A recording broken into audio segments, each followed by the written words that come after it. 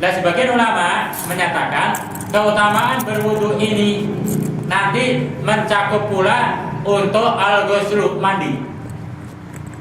Jadi orang yang dia melaksanakan mandi besar dengan tata cara yang dituntunkan oleh Rasul, maka dia pun mendapatkan keutamaan dari berwudu. Kira-kira punten, kenapa demikian? Sebab dalam mandi besar di sana ada wudunya. Nah, apa keutamaan daripada wudu? Ini pembahasan yang akan kita sampaikan sekarang. Keutamaan berwudu ini banyak sekali. Fadhail, ini bahasa Indonesia saja. Keutamaan berwudu. Satu, keutamaan berwudu yang pertama disebutkan adalah annahu ya'tabiru nisful iman, bahwa wudu ini merupakan gambaran dari separuh iman. Subhanallah. Separuh iman. Jadi kalau iman itu misalkan ada 100%, ini sudah dapat 50% dengan berwudu saja. Itu keutamaan yang sangat besar sekali. Ketika kita menyatakan saya beriman kepada Allah Subhanahu wa taala atau mengucapkan asyhadu alla ilaha illallah, ini adalah menunjukkan bahwa dia menyatakan beriman, maka dengan dia berwudu sudah mendapatkan separuh dari iman. Ini satu keutamaan yang sangat besar sekali. Hal ini sebagaimana hadis Nabi, at-tuhur satrul iman, bahwa at-tuhur berwudu ini merupakan separuh daripada keimanan. Maka diusahakan setiap saat, setiap waktu kita dalam keadaan berwudu. Mengapa? Ketika kita nanti punten suatu saat di mana kematian datang mendadak, dicabut oleh Allah Subhanahu wa taala, kita dalam keadaan berwudu, artinya kita sudah membawa separuh iman. Ketika sudah berwudu, separuh iman tetap dijaga terus, maka dia menjaga separuh iman itu. Ketika batal, berusaha berwudu lagi, senantiasa dalam keadaan berwudu, maka dia selalu berada dalam 50% keimanan. Ini kira-kira punten, mudah tidak nih? Mudah diomongkan, susah dilaksanakan. Mudah, gampang, ringan. Ringan sebetulnya. Ya. Selalu Tapi susah dilakukan. tapi berat. Tapi berat. Mengapa berat? Karena Wudu ini termasuk amal ibadah. iya. Kalau saya Dr. Al-Hafidh, yaitu seorang hafidh. Jadi kalau orang hafidh dalam pengertian para ulama Saudi, ulama Ahlussunnah wal Jamaah, yang dikatakan orang yang hafidh, ini punten, terkadang salah dengan pengertian kita.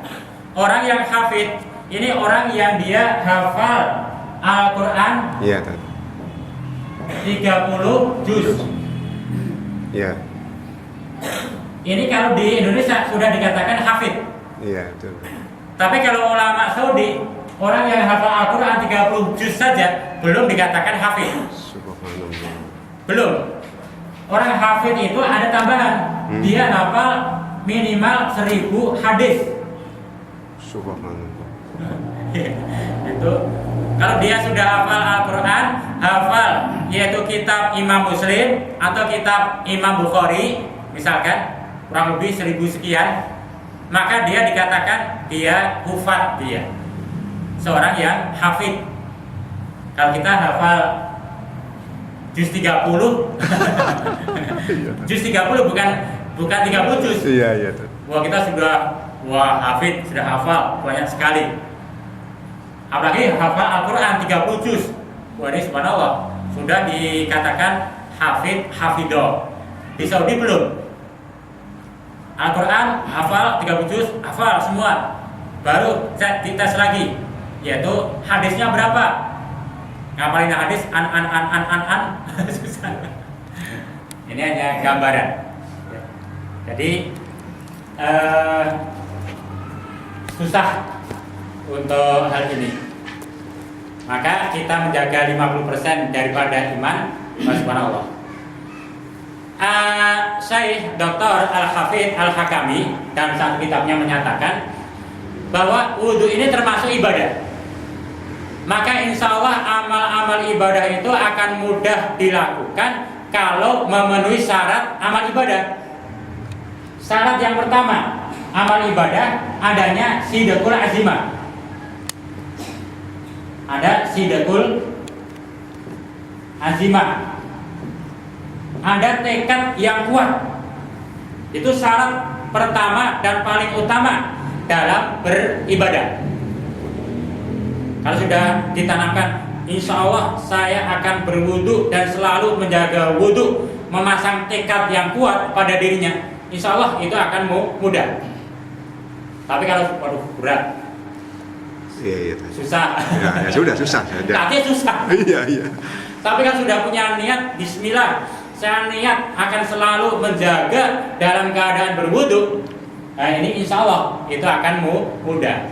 Itu syarat yang pertama untuk melakukan amal ibadah.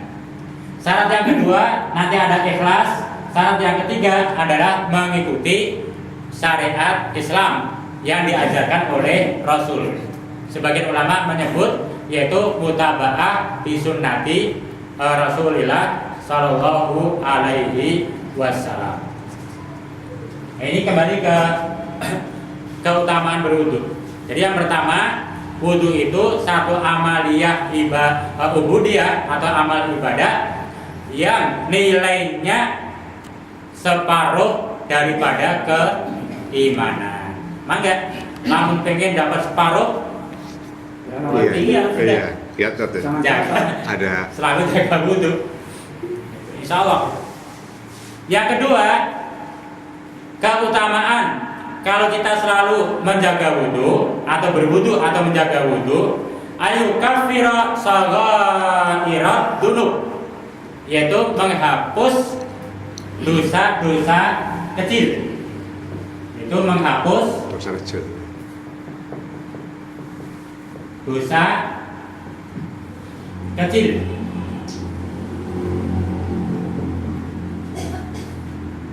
Menghapus dosa-dosa kecil. Misal dosa kecil terkadang dalam kehidupan kita tanpa disadari, tahu-tahu ngerasani orang lain. Iya. Nah, itu kan ngomongin maksudnya. Makanan saya. Kalau hibahnya memang dosa besar, Oh. ketidaksadarannya itu dosa kecil. Oh. Kayak gitu. Itu dengan kita berwudu, nanti dosa-dosa kecil ini akan gugur, akan dihapus oleh Allah Subhanahu wa Ta'ala. Ini dalam kitab ini. Nanti dalam satu kitab yang lain ada pertanyaan, apakah hanya dosa kecil yang gugur, yang bisa terhapuskan dengan berwudu? Sebagian ulama termasuk dosa besar, kecuali syirik dan kafir. Jadi dosa-dosa besar yang dilakukan oleh mata, telinga, oleh lisan, oleh tangan kita, semua itu dengan berwudu akan berguguran. Nanti ada hadis yang panjang, ini tidak perlu kita sampaikan. Ketika seseorang dia berwudu ikhlas pada Allah Ta'ala, ketika dia membasuh wajahnya, maka dosa-dosanya yang besar ataupun yang kecil itu akan ikut hanyut dengan tetesan air dari mukanya sampai tetesan yang terakhir. Nah, kalimat sampai tetesan yang terakhir ini nanti para ulama ada perbedaan pendapat. Kalau demikian, untuk berwudu lebih baik jangan diusap dengan handuk, biar ada tetesan yang terakhir. Kayak gitu.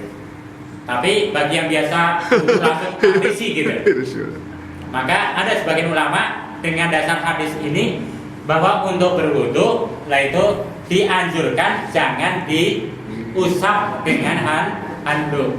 Kalau diusap dengan tangan nggak apa-apa, nanti masih ada tetesan yang terakhir. Kalau sudah pakai handuk, ablas semuanya udah habis.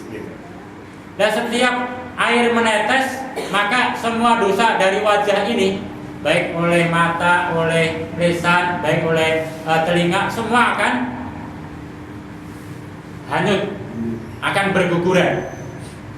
Nah, ketika membasuh tangan, dosa yang dilakukan oleh tangan itu pun akan ikut hanyut. Jadi subhanallah, Allah itu maha Rahman, maha Rahim, maha Ghafurun Rahim. Dosa yang besar sekali hanya melaksanakan amaliyah yang ringan ini, Allah akan memberikan ampunan. Dan seterusnya hadis sampai kaki dibasuh, semua anggota badan yang disunahkan untuk kena air ketika dibasuh, semua dosa yang muncul dari anggota badan itu akan hanyut bersama air tersebut sampai tetesan yang terakhir. Ini yang kedua. Ini kira-kira punten, kita merasa banyak amal ibadah, banyak pahala, atau banyak dosa kira-kira? Kayak banyak dosa tadi. Kira-kira banyak dosa atau banyak pahala? Pokoknya banyak dosa dah. Supaya kalau minta ampun, istighfar dan ini itu memang dianjurkan, dan salah satunya supaya Allah memberikan ampunan yaitu dengan berwudu. Selalu melaksanakan wudu atau dalam artian menjaga wudu. Subhanallah, mudah, enteng, ringan, yang tidak berat. Dosa-dosa kita akan diampuni oleh Allah Subhanahu wa Ta'ala, kecuali dosa besar berupa syirik dan kufur. Ini nggak akan diampuni dengan berwudu, yaitu harus dengan bertaubat. Nah, ini yang kedua. Hadisnya banyak disebutkan di sini. Yang ketiga, keutamaan berwudu, annahu yarfa'u darajatil abdi.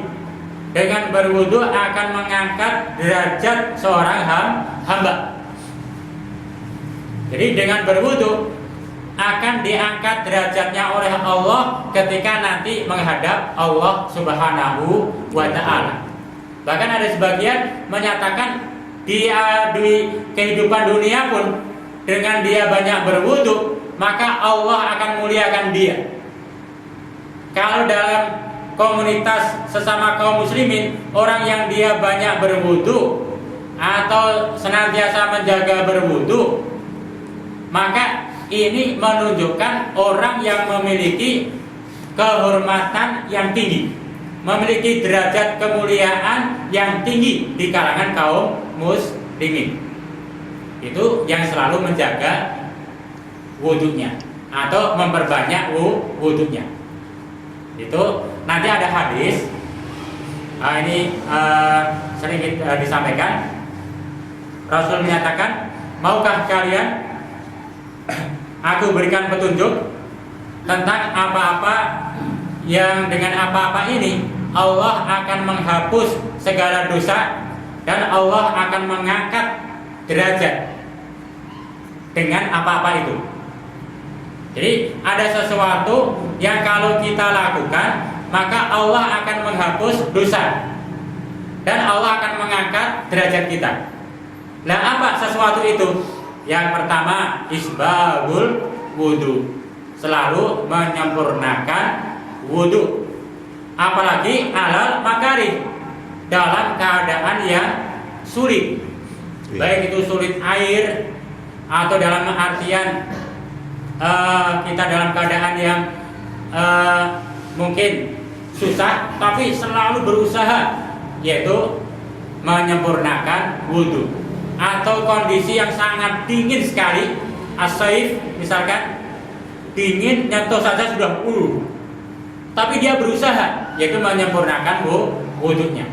Maka bagi mereka yang selalu menyempurnakan wudhu atau secara garis besarnya dia selalu berwudhu, maka mereka akan dihapus dosa-dosanya dan diangkat derajatnya. Itu yang ketiga, Derajat. yaitu terangkat Derajat. derajatnya. Nah, sambil nulis kan sambil istirahat. Itu dengan berwudu. Nah, apakah hanya orang yang berwudu yang akan dihapus dosanya dan diangkat derajatnya? Iya. Nanti seterusnya hadis, yaitu waqasratul khata ilal masajid, yaitu memperbanyak langkah ke masjid. Dalam pengertian semakin jauh rumahnya dari masjid, itu banyak langkah, wah ini akan menambah banyak derajat. Atau memperbanyak langkah ke masjid, artinya selalu datang ke masjid, baik untuk sholat berjamaah, ini yang sangat utama, atau memperbanyak ke masjid hanya ziarah ke masjid saja. Pagi-pagi roha dalam pengertian bahasa Arabnya, pengen ke masjid, Iya. zikir ke masjid, walaupun hanya sebentar. Ketika ia datang ke masjid sengaja dari rumah, itu setiap langkahnya akan menambah derajat. Datangnya ke masjid pun itu akan menambah derajat. Ditambah lagi nanti ada hadis, setiap seorang hamba dia berniat datang ke masjid sebentar ataupun lama, maka Allah menyimpan hidangan di surga. Subhanallah. Jadi ibarat masjid adalah rumahnya Allah, Allah tuan rumahnya, maka setiap tamu itu akan diberi hidangan oleh Allah Ta'ala. Dan hidangannya ini tidak langsung ke hadapan kita, tapi disimpan di surga. Nanti masuk surga, tahu-tahu kulkasnya di surga Subhanallah. sudah penuh makanan di sana. Kira-kira pengen beli kira-kira? Kayaknya ya pengen sekali tuh. Makanan penuh di sana. Itu subhanallah. Yang ketiga, wa intidaris sholat ba'da sholat, yaitu menunggu sholat setelah sholat. Maka seterusnya hadis, itu semua fadalikum ar-ribat. Iya. Itu ribat. Jadi menunggu sholat setelah sholat itu adalah ribat. Ribat itu dalam pengertian dia menjaga keamanan wilayahnya dari serangan musuh dalam keadaan perang. Itu kalau Pak Sarip tahu, bagian paling depan lah, yang jaga pos paling depan. Iya. Kalau sampai yang jaga pos paling depan ngantuk sedikit saja, serangan mati semua. Iya. Itu tanggung jawabnya besar. Maka amalia ribat ini, sehari seorang hamba dia melakukan ribat, menjaga perbatasan dari serangan musuh, itu pahalanya dijamin surga sudah. Itu ribat. Jaminannya adalah surga. Allah sudah menjanjikan melalui lisan Rasulnya, tidak ada balasan bagi dia kecuali surga, walaupun hanya sehari, walaupun hanya sesaat. Kalau ribat ini biasanya per hari. Sehari dia ribat menjaga wilayah dari serangan musuh, maka orang yang ribat, pun dalam bahasa kita apa Pak Sarip? Yang jaga pos paling awal gitu. Front depan. Front paling depan. Iya, front paling depan. Sudah ini yang mati hidupnya pasukan yang ada, itu tergantung yang paling depan ini. Kalau dia lengah sedikit, semuanya akan hancur. Maka ini subhanallah, pahalanya besar di sisi Allah Subhanahu wa Ta'ala. Tapi bagi militer, pahalanya yang paling kecil itu, gajinya yang paling kecil. Tapi bagi Allah, beratnya tanggung jawabnya, pahalanya itu besar, surga dijamin. Itu namanya riba. Nah, orang yang dia duduk dari sholat, kemudian dia menunggu sholat berikutnya masih ada di masjid, ribat itu. Ini pahalanya sama seperti orang yang berada di tapal batas paling depan. Ini kan subhanallah amaliyah yang ringan, yang mudah, tapi pahalanya seperti yang itu antara hidup dan mati. Iya, iya. Di sini subhanallah tinggal nongkrong maghrib sampai isya. Ada minum lagi. Bang ya, mau minum bebas kak. Lamun orang ribat ya boleh. Oh iya iya tadi. Jadi orang ribat yang jaga perbatasan ketika perang ngambil minuman saja, itu bahaya sekali. Betul-betul konsentrasi pandangan, pikiran jangan sampai lengah. Ini kalau ribatnya orang ngaji masih subhanallah. Iya iya. Sudah dikatakan ribat, masih bisa senderan. Di sana nggak boleh senderan. Bisa minum, pahalanya sama, pahala ribat. Jadi subhanallah, ya sepekan sekali nggak apa-apa lah. Bagi yang bisa setiap hari, subhanallah. Iya iya.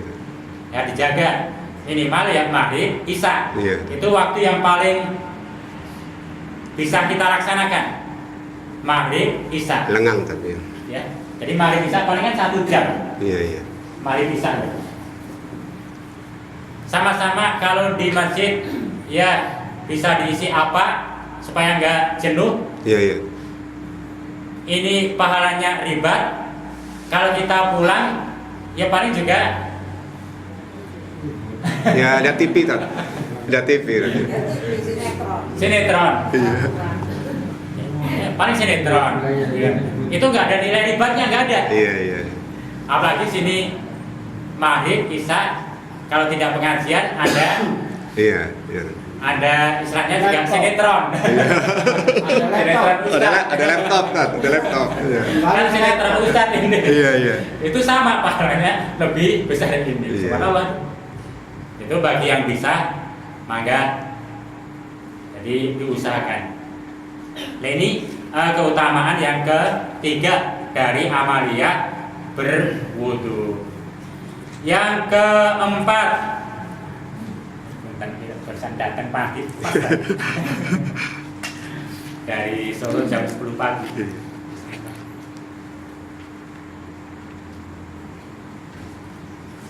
Yang keempat, keutamaan daripada berwudu, annahu sabilu ilal jannah. Wudu ini merupakan jalan yang menghantarkan menuju surga. Jalan ke surga. Yang keempat, jalan Ke surga. ke surga. Artinya kalau kita memperbanyak wudu, untuk menuju surga itu lebih mudah, punya jalan. Iya. Tapi kalau kita jarang berwudu atau bagi yang tidak pernah berwudu, maka tidak punya jalan menuju surga. Innalillahi. Maka gambarannya, kalau orang dia suka berwudu, maka insya Allah dia masuk surga. Kalau orang dia tidak mau berwudu, maka dia tertutup, ada berboden jalan ke surganya. Dia ambil jalan yang lain. Jalan yang lain ini, tiada lain, itu jalan menuju neraka. Kalau wudunya kurang-kurang, jalannya pun banyak batu-batu di jalan. Kalau wudunya selalu sering dan selalu dijaga, jalannya tuh mulus, gampang, mudah sekali. Kalau wudunya jarang, artinya kurang, kadang berwudu, kadang tidak. Nanti ya ada jalannya terbuka, tapi agak sempit. Kesana masuk, ada batu, agak berat gitu. Maka gemar berwudu ini subhanallah memiliki satu keutamaan yang besar sekali. Nah ini baru 4, nanti ada sampai puluhan. Ini kita sampaikan dalam rangka supaya kita gemar memperbanyak wudu atau menjaga wudunya. Nah, mungkin dari 4 ini dulu, maka kalau ada pertanyaan. Iya kan. Saya dulu. Assalamualaikum warahmatullahi wabarakatuh. Ya, terima kasih Tad. Ya, atas keterangan Ustadz tadi, ya saya sebagai pengendali kegiatan ya masjid ini Tad. Jadi kata jamaah ini, kita Senin dengan Jumat itu sudah kepegang itu aribatnya tuh. Kan 2 tuh Tad, 2 hari. Seminggu kan ada 7. Saya mengatakan ya waktu itu paling tidak tambah 2 lagi lah. Jadi kan 4 Tad. 4 dari 7 hari. Jadi kan bagus tuh, lebih baik. Jadi kami sudah laksanakan malam Sabtu, malam Minggu kami pun begini, tapi pakai video menerangkan tentang Hafid dan Hafidoh yang dari Mekah itu, orang Indonesia tapi tinggal di Mekah, lalu dari anak 4 itu ya Hafid dan Hafidoh semua, lalu diundang oleh Yusuf Mansur, ya kita tertegun juga, kita Al-Kahfi saja antara jalan dan tidak 10 ayat saja antara jalan atau tidak, itu sampai ini tadi untuk gambaran, itu dalam rangka aribat. Jadi kami ingin menambah dari 2 ditambah 2 jadi 4. Jadi kalau 4 per 7 kali 100, kalau ujian sih lulus tadi, artinya gitu. Adik saya sebagai guru gitu ya, hitungnya. Jadi makanya kami mencoba tambah 2 lagi tadi.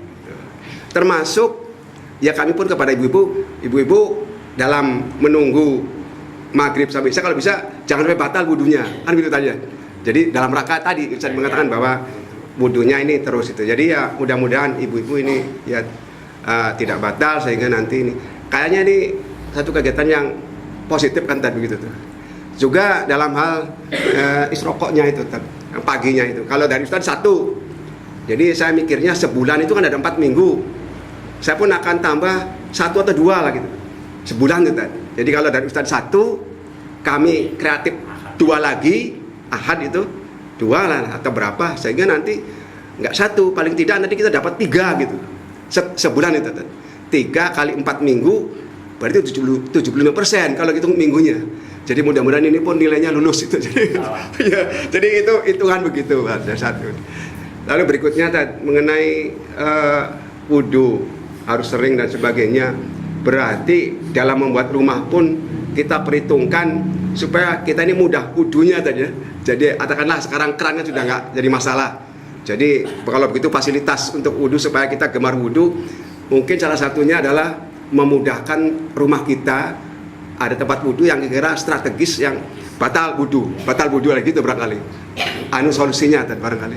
Artinya ini pengajian Ustadz ini ya saya implementasikan baik kepada jamaah maupun kepada keluarga saya sendiri gitu. Terima kasih. Membuat planning di rumah, iya, ada tempat wudhu yang mudah dijangkau. Oh, iya, gitu. Itu penting. Iya betul. Itu penting sekali. Jadi bukan hanya di kamar mandi atau cowok mau wudhu, aduh malas, gelap lagi. Itu alhamdulillah satu masukan. Iya, terima kasih. Kalau sore udah ada yang jalan, ada dari Ustadz Yusuf Mansur ya, alhamdulillah. Iya ada. Jadi tadi pagi itu menerangkan tahiyatul masjid. Lalu kemarin lagi menerangkan tadi pagi itu sholat tepat waktu. Artinya bukan berarti tepat waktu setelah isya lalu tepat sholat, tidak. Kalau ada kegiatan nggak jadi masalah. Jadi kalau kita memaknai sholat tepat waktu lalu isya pun ngotot supaya tepat waktu, kan lihat hadis yang lainnya gitu. Jadi tidak cukup 1 hadis. Jadi kita minta doa dari Ibu dan Bapak semua. Insya Allah bulan depan pun kita akan memberangkatkan 15 santri untuk talaki di Madinah. Itu bersama Syekh Abdurrahman dan Syekh Ali.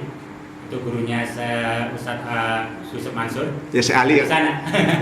Kemarin saya tayangkan itu Syekh Ali di sini. Kita kirimkan 15 orang, insya Allah bulan depan untuk talaki. Talaki itu langsung diuji sama beliau. Oh iya. Kita pun kerjasama dengan Ustadz Yusuf Mansur. Jadi untuk pemberangkatan 15 santri kita, insya Allah bulan depan.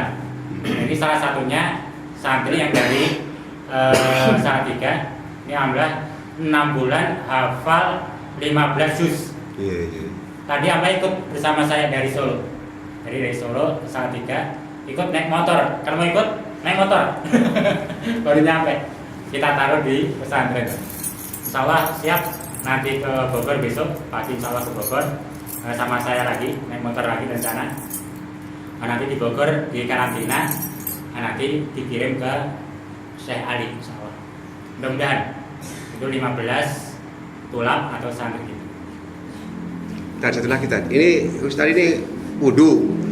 Apakah nanti ada bab lain setelah wudhu itu sholat syukur wudhunya gitu barangkali? Ada. Oh iya tadi ya Pak. Nanti sampai ke situ tadi ya. Iya. Cukup salah. Iya. Ada lagi Pak, Iya. wudhunya sah atau tidak? Kalau wudhunya itu seperti yang dijelaskan dalam Al-Quran.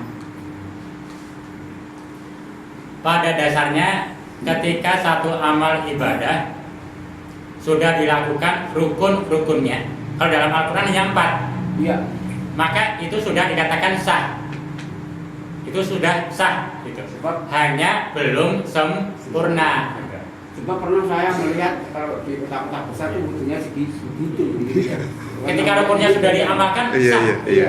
Gitu. Jadi itu sudah sah. Hanya secara hidayah Rasul, kalau umat Islam yakini wa inna khairal hadis kitabullah wa khairal hadi Muhammadin sallallahu alaihi wasallam, sebaik-baik petunjuk adalah yang diberikan oleh Rasul. Maka yang diberikan Rasul dari niat tangan terus, Iya. gitu. Itu yang terbaik. Bagaimana kalau hanya 4 saja, yang pokok saja sah, gitu. Iya. Hanya ya jauh dari petunjuk Rasul. Jadi sama dengan tadi yang video itu, ada video itu tadi hanya bisa 30 juz tapi tidak hafal. Itu maksudnya kan kesana maksudnya tadi ya, supaya kesempurnaannya itu. Makanya untuk para ulama dalam rangka memberikan tasdik semangat, juz 30 hafal, hafid udah. Iya. Ya hafid juz 30 gitu. Tapi kalau hafid dan hafidoh betulan Diiringi tadi ya. di sana 30 juz hafal plus Iya. 1000 hadis minimal. Oh Berat. iya. Untuk sempurnanya itu ya tadi. Itu artinya hafid dan hafidah yang memiliki kriteria untuk bisa beristihad dalam masalah fikih. Kalau hanya hafid hafal saja secara lughah bahasa nggak apa-apa.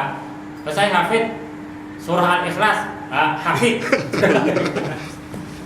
Tapi Salah. Salah, nanti kita lanjutkan kembali pekan yang akan datang. Insya Allah Jumat paginya kita pakai kitab Uskuriyah. Dari saya, Assalamualaikum warahmatullahi wabarakatuh. Waalaikumsalam.